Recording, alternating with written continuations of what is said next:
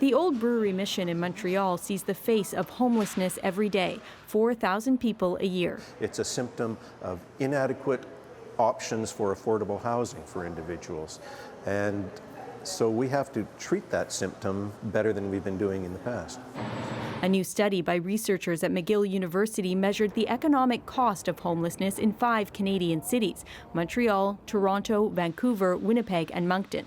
It found when you add up the costs of things like hospital stays, judicial services, social and shelter services, the cost of caring for homeless people with mental illness is an average of $55,000 a year per person.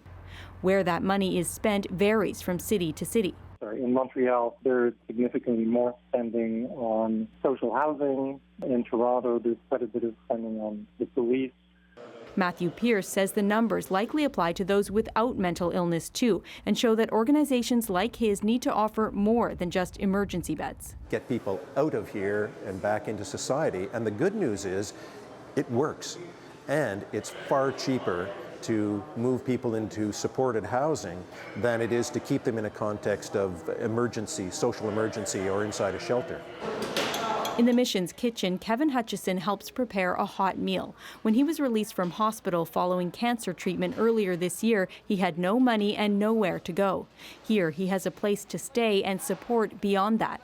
He'd like to see money focused on the one thing he and thousands of other Canadians need most. A home, a place to stay, a place to eat, a place to call home. Other Canadian studies have shown money invested in housing programs leads to savings in healthcare, police, and detox services. In Vancouver, Shane Williams says ambulances and police are too often a part of the response to homelessness. We push people to be so compromised and so vulnerable in our community that they rely on those services on a continual basis, and it's incredibly financially irresponsible.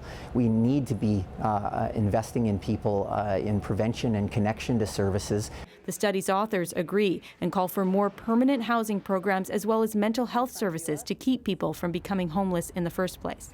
Alison Northcott, CBC News, Montreal.